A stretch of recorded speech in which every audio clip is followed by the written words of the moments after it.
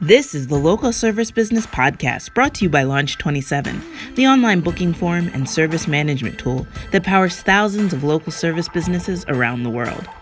Every week, we bring you a new episode with a different Launch 27 user to discuss wins, challenges, and to impart wisdom from our journey in business to our listeners. We're glad you're here to join us. So thank you all for joining in for the Launch 27 podcast. We have Diem today, and I'm going to go ahead and let her introduce herself, her business, and then we'll get started. Hey. My name is Diem. I own Dash of Clean Referral Agency, as well as cleaningcashflow.com. And right now I'm just here excited to talk to you guys about, what the journey's been like. But yeah. Okay, perfect. So tell me about your background. It's really interesting. I see you're kind of new to the Launch 27 group, but you've definitely been valuable. It's not like you're a new business. So tell me about your background and how you started in the cleaning business. Yeah, so I was in college, actually, just randomly found a job on Craigslist, and it was to do sales for Mary Maids. And I think at the time, they may still be, but one of the largest cleaning companies in the world because they're international. And I really enjoyed that job, did in-home estimates and met all sorts of folks around Sonoma County.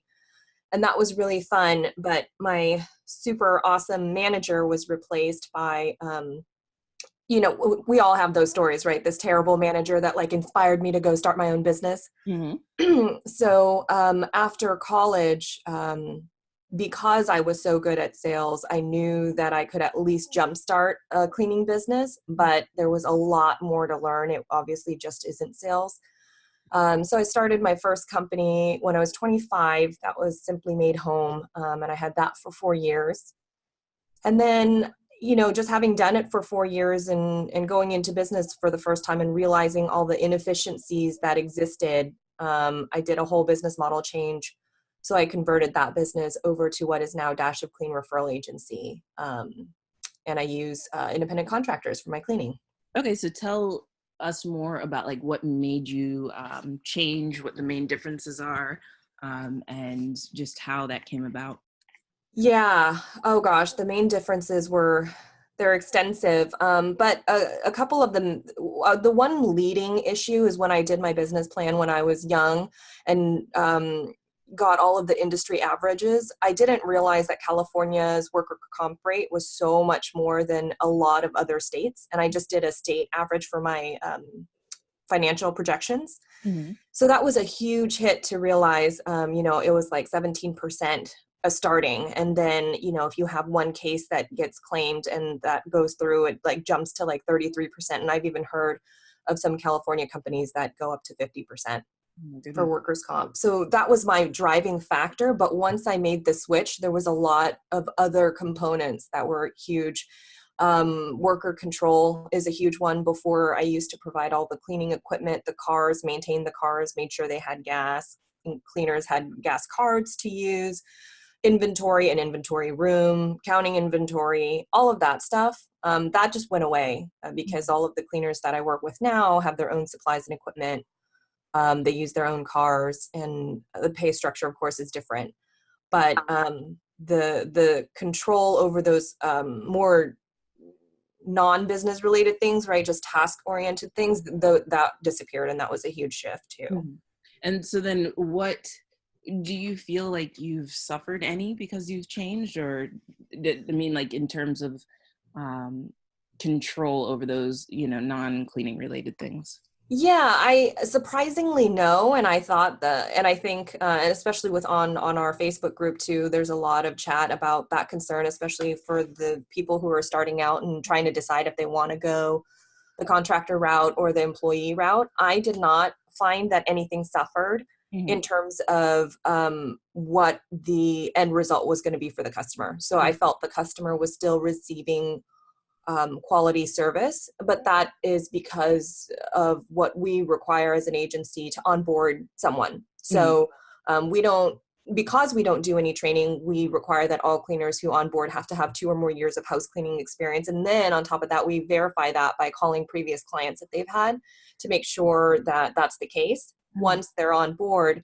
if we have a cleaner who is not being requested back by clients multiple times, we can see that we got a dud. And so we have to stop referring jobs to that cleaner, because if we can't control their work because they're independent, then the only thing we can control is how much work we provide. Yeah, definitely. So where is your location? Because I find, and I don't know if this is true or not, but I've always wondered if it's easier to go the contractor route in certain areas versus other areas. I would think so. So back when I was doing my research, if I recall correctly, the 3 most populated states with house cleaners is California, Florida, and New York. Mm-hmm. So I'm assuming that in those areas, it's going to be a lot easier for you to find already experienced house cleaners to recruit. That being said, I mean, my company isn't that large. I have about 20 to 22 cleaners on my registry. So it's, I think even if you're not in a dense area, you could still manage to find, that volume of cleaners. And once they have a good experience with you, most of them, I used to struggle finding cleaners when I first started, because they're like, what, referral agency, I get a percentage? I don't understand what that means. Mm-hmm. But once I've had a few, now they just come by referral and they just refer each other to me. That's what I always tell people. They'll say, where do you get your best cleaners from? But it's always referral. Like, yeah. That's 90% of the time. The cleaners that are with me longer than a year or longer, 6 months have been because of their referral from someone else who's been with me a year type of thing. So yeah. I definitely agree on that.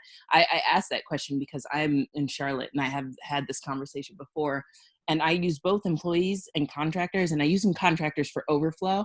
They're not my main source, but when I tried to find contractors, just in Charlotte, it was so hard. And I've always felt that it's because the way it's set up in North Carolina is they have like the Mary Maids, and then they have a few others. And I feel like people expect to go work for a company, and there's not that many smaller companies in North Carolina. So when you try to explain to them, this is how it's going to be, and I'm going to send you jobs, they're just like, I mean, one woman, we send her a job and we send her money, for gas, because she was saying, oh, well, I don't have any gas or anything. So we're like, okay, we'll send you money to get you started for gas and supplies. And she was like, I thought it was a scam. So she didn't go. So totally. I always yeah, it's true. And especially if you're trying to solicit the independent cleaner to come work and you're sending them the information as opposed to them seeing your ad and coming to you, they even more so feel like it's a scam, right? Because I hear all the time, like, how it works really well in certain areas, and California definitely being one, because of the workers' comp and because of the density and because you have, just different, like, and I live in New York, and, there's Handy in New York, there's those big, and everybody's a freelancer, so that concept is understood.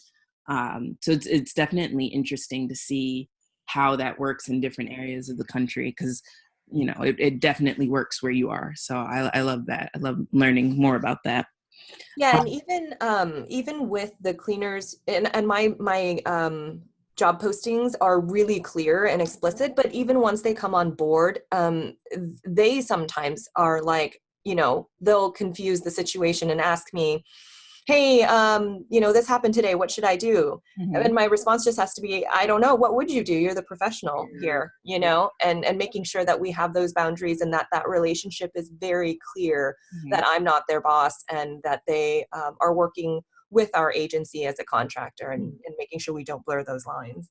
So if that happens, then so if a client says, oh, okay, this clean wasn't, I need a reclean, and I don't want this same cleaning team, how do you deal with that?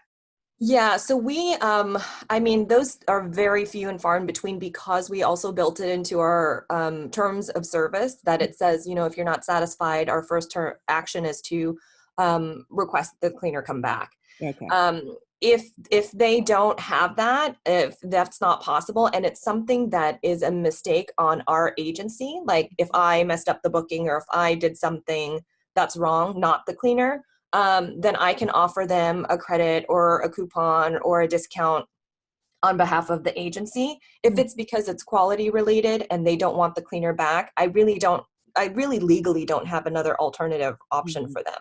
Okay. So it just needs to be clear going in that they know that this is how we would course correct.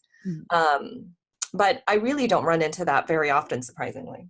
That's amazing. I'm still struggling with that. And that probably has a lot to do with the fact that I do have employees that have to be trained and, don't necessarily have, that don't have that experience. So that's amazing. Well, and I think the difference too is I present myself as a referral agency, Mm-hmm. and intentionally distinguish that we are not a cleaning company, and we do openly share that we work with independent cleaning professionals. So I think from the customer standpoint, their expectations are different because they're going in knowing that that the cleaners aren't us, that we are providing a gateway to access many qualified cleaners. And if you don't find a right fit, we can match you with another cleaner. Okay, cool. Yeah, I like that. I like the idea that the customer, it's transparent. The customer isn't like, okay, who do I call? Who do I complain to? They understand that, okay, this person didn't work out, but we have other qualified individuals, who can. So then I like that idea. Yeah. So at what part in the business did you discover Launch 27?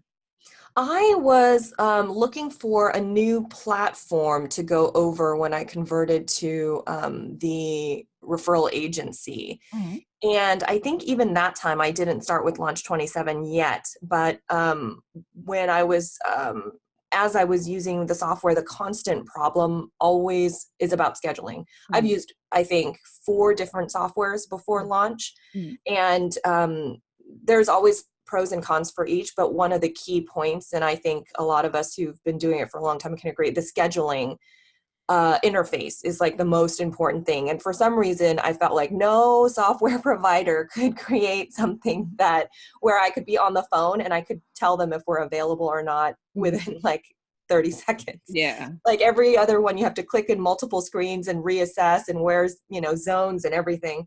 So I just, I don't know how I found Launch, but I've probably been using it for maybe 8 months now. Yeah, I think since the summertime, right? And it's been life-changing. Mm-hmm. That's cool. The most important thing, and right now I'm writing solo, so I don't have an office employee that helps with scheduling, but I have had even within the last 8 months.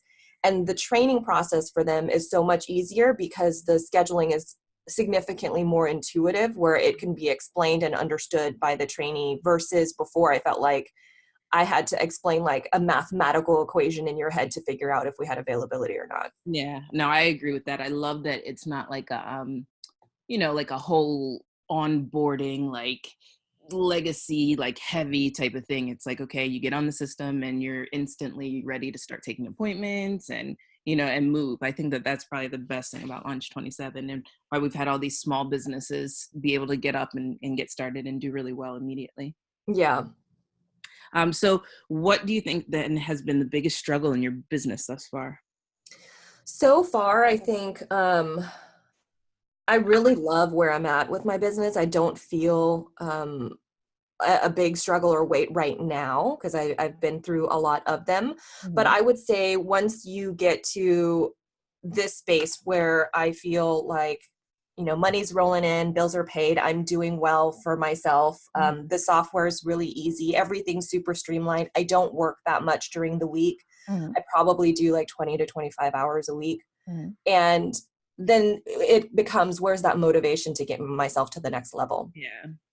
So I would say that's what I'm struggling with most. And you guys being on the Facebook, it's really inspirational. And then there's the new 2018 program that you guys are doing, which I'm super stoked about. But just like finding the inspiration to do more, especially not having this could be a drawback for people who have independent contractors too. You feel less sense of responsibility to propel your business forward because the people aren't around you all the time.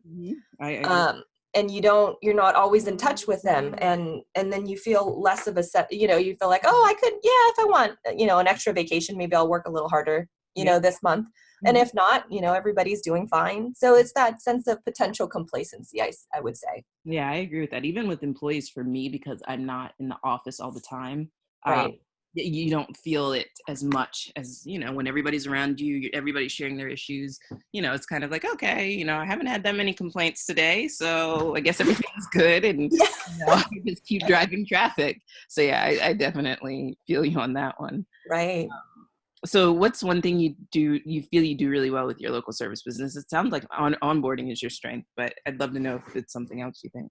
Yeah, I would have to say that I would have to say that onboarding and filtering out cleaners who are not qualified would be my strength, because I can't really take credit for my satisfied clients except for the fact that I only keep qualified cleaners. Mm-hmm. And then that being said, all cleaners will have at least one or two clients that don't like them for whatever reason, right? Even your best cleaners. But just having that reduces so much stress, because people, I feel like, once now that inventory is not a stressor anymore, the only stress left is a customer complaint. And so to minimize that is just to always be offering the cream of the crop, I think. And so can you get a little bit more in depth into your onboarding process? Yeah, absolutely. So I post the ads. I think the key there is to be really clear about what the cleaner can expect. We do say right away the expectation is 2 or more years of house cleaning experience.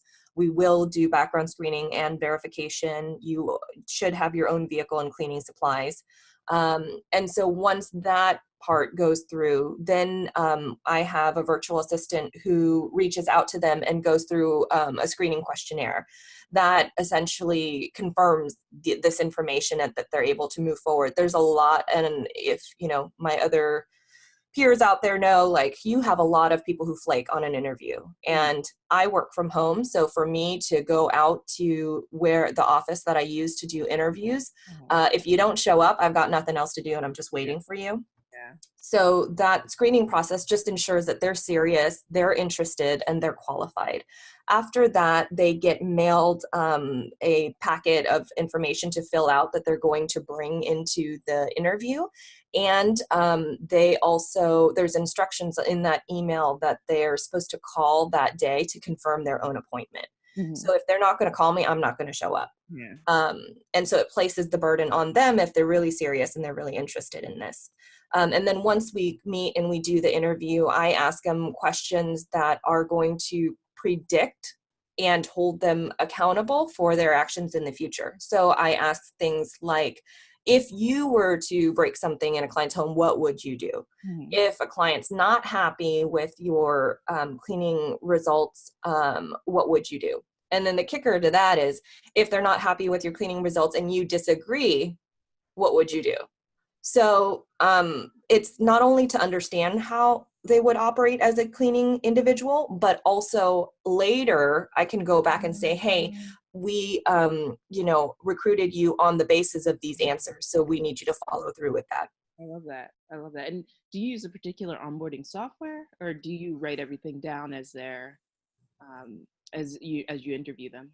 Yeah, so as of right now, we're still on paper. I would love to integrate to an onboarding software, but I haven't found anything that's worth the money for me, just because I have low turnover, so I'm not always onboarding, rapidly. Mm-hmm. And so right now it's on paper, and then their orientation, I do it in a video format so that I don't have to repeat the information all the time, as well as making sure that they get the same content. Each cleaner is making sure that they get the same content each time. Yeah, I do that as well. It was because I'm not there and I'm not there to interview. I currently have my mom in the office, which works really well, but she just plays my video and, gets people to know who you are. And like you said, same content every time. You're not Yep. one thing to one person, one thing to the other person. I find onboarding videos are very powerful. So yeah. Yeah, me too. And I remember, I used to work for, where was I? I was training as a manager for Taco Bell, and I have to sit in front of the screen and watch a video, and I didn't like it then. But on our end, you just realize you have to get this content out to the And cleaners. there's a reason why big companies do it, right? So Yeah, why try to reinvent the wheel, right. So let's see. So what are your goals for this year, revenue wise, operating wise? What specific goals do you have? Yeah. So I right now, where we're at, like I said, I'm stuck in that place where everything's just really comfortable, and I'd love to challenge that. Mm-hmm. So my current company, we're doing about 500,000 revenue last year. I'd love to get to 650. I'm opening in a second location in San Jose area with a business partner. I'd love to get to oh gosh, I don't know, 150,000, I think is our goal for the first year. Mm-hmm. And then I'm starting a kind of like a consultation and resource business for businesses who want to use independent contractors in their business model, so that I, can provide any coaching or materials for that. And I'd love to see that just take off. I'm not really sure where that's going to go. It just depends on the demand and the need, but it's just something to share my experiences and the resources that I have. Yeah, and it also sounds like you're passionate about that aspect of it. So that always ends up doing really well when it's something you're so knowledgeable and passionate about. Yeah, I mean, I'm definitely, I loved having employees, and there were like huge benefits like camaraderie, team building, motivation, and control. But having gone over to the independent contractor side, I just want to be like, you guys, there's a better way. It's easier this way. Yeah. Yeah, no, I feel you completely. So your goals are then you're starting a second location, and Yep. you build that, and then you're going to get more into the kind of training cleaning companies to, work in the same manner that you do. Yeah, if and I know a lot of our people in our Facebook group too, they're asking a lot of these questions about, should I do this? Should I use employees or contractors? Or if I use contractors, how I can ensure that they're going to provide quality service. And I can respond there on the Facebook group as best as I can. And I think I have done a lot of that. But if, people need more support, I would love to be able to give that to them. Yeah, definitely. And I think especially I've seen you answer a lot of great questions in the group, and I look to you, as someone who's an expert. So I definitely think people will be reaching out to you. So that's pretty cool. And Yeah, well, thank that's you. one thing we love to do as well. Just like, when you give out good content and good answers, people, they like to come to you for more. So I think that's really cool. Yeah. And also to like, I'm in California and it's particularly really strict here. Mhm. So a lot of times when I do answer the questions, even if it's over the top conservative on the doing it right way, I think it could relate to a lot of the other states. Mhm. And then in California, we're lucky where we do have a nonprofit resource, the California Coalition of Domestic Referral Agencies. I used to be on their board. And that's a huge, benefit for us here, whereas some other states, unfortunately, they don't have as niche of a nonprofit group to kind of inform you about what you can and cannot do. Mhm. And do you think that's because California is so strict, or not strict, but they have like the workers' comp thing and all that? Yes, I do. So this group started a long time ago, but I think they picked up momentum in the 80s, I believe. And it was just based on legislations and laws that were going to ultimately alleviate this potential to operate as a referral agency. And if we don't do this, if we don't have the option in California to be a referral agency, then what you've got independent cleaners who may or may not be filing taxes. And then you've got big box cleaning companies who are charging, here we're at almost $60 per labor hour. Mm. So where is the in between? There's got to be a space in between to help clients reach more affordable cleaning services while instilling some accountability for, public responsibility by filing taxes. Yeah, that's interesting. My mind doesn't work that way. I'm more creative, like big picture. Like I just can't, I need someone like you because it's so hard for me to delve into that. As soon as I start reading about things, I'm like, okay, my mind's glossing over this because it just, I get overwhelmed very easily. So I love that you know your stuff in that regards, because that's not my strength at all. Thank you. And I actually have someone who I've been working with him, helping him start a company in California. Mm-hmm. So I want to refer him to you because he has a lot of these questions that I just don't have the answer to. I'm like, well, this is what I did. So. Right. Yeah. I mean, if other people are just want to check in or anything like that, they can find me at cleaningcashflow.com. Just subscribe. And I'm going to be doing something where I do a virtual interview with an attorney who is specific to California subcontracting cleaning industry work. So Very cool. they can find me there. So just to wrap it up, what is one tip for someone just starting? It's so cliche, but just start. I think we do a lot of planning and writing and thinking about all the things that should go into a business. But if you could just narrow it down to one common goal, the goal is that this business is going to provide you an income, right? And job opportunities for others. So if you just make your objective and take out all the other fluff, it's just like, okay, what am I going to do today that's going to generate the next dollar? I think just starting is a big thing. Yeah, I agree. And that's one of our big mantras. Like, don't, no pun intended, don't overthink it. We have our overthink academy, but it's like, don't overthink it. Just start it, figure it out as you go along, do the appropriate research, but like you have to start in order to even get to a point where you need to consider certain things. So yeah, and you'll learn along the way, and the things that are most urgent will come up to the surface and you'll deal with it then. Exactly. So what about one tip for a person trying to scale? Trying to scale, I think having rules in place. So this could even go back to when you first start. So while I'm saying don't overthink it, I'm also saying as you put systems and processes in place, log them, so that when the time comes and you have enough revenue and you're ready to take your roles and responsibilities and put them on to someone else, the training and guide is already there. So should that person not work out and they resign within 3 months or 6 months or whatever, you don't feel like, oh my God, I invested so much into them, now I have to retrain someone else completely. If you have your systems documented, it will allow you to offset your responsibilities so that you can scale. Yeah, I love that. That's a good tip because you do feel so invested and someone works for like 2 appointments and then it's like, ugh, I did this and now they're gone. So yeah, I like that. And then one tip for someone who is about to give up. Oh my gosh, I had a moment and I was sitting in a car and I was just like crying. Shit was like hard. I've got, customer complaints, employees complaining. This was back when I had Simply Made Home. And I think if you are almost ready to quit, then you really have to look at what left you have to lose. And at that point, when you get to that rock bottom point, there's no more down to go, man. So now you're just going to be going up. Yeah.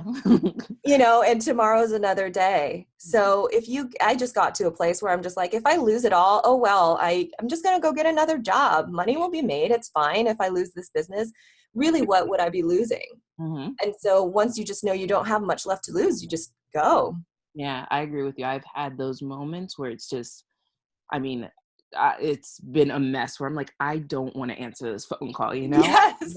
But it's like, if this doesn't work out, it doesn't work out. And I'll probably, I'm an entrepreneur, so I'll probably be starting something else that's going to give me a headache. So I need to just move, do what I need to do, make the changes I need to make and move on, and it takes a day or so. But after that day, it's like, okay, I can do this, and it hits hard it's fewer and it's farther and fewer between, I guess that's a saying, than when I first started. But, you have those days where it's just like, oh my gosh. And I love what you said too. I think one of the biggest things is making the changes that you need to make. Just not being resistant to change and knowing when something's not working, that it's okay that it's not working, and then don't force it and try something new.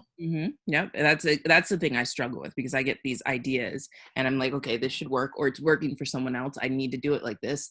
And I get scared to make those big changes, but you make the big changes and, if nothing is working, you got to change something. So yeah, that's something that I've found, I've found that's been helpful for me. Like, I'm at rock bottom, I got to see what I can adjust and see if that works. So yep. Flexibility. Yeah, flexibility. Well, thank you so much. I think this is going to be really helpful to both people who have employees, but also really helpful for people who are like, okay, what do I do with contractors? How do I make my business appealing so that they want to come and be a part of it? Definitely. I appreciate this. And how, again, can people get in contact with you if they have questions? I'm in the Facebook groups. If you want to message me, you're welcome to. Otherwise, if you're interested in more detailed information about running a independent contractor cleaning referral agency, then I would go to cleaningcashflow.com and just subscribe so that I can get in touch with you. Okay, perfect. Thank you so much, Diem. Thank you for taking the time. Thank you. Have a good day. Yeah. Bye.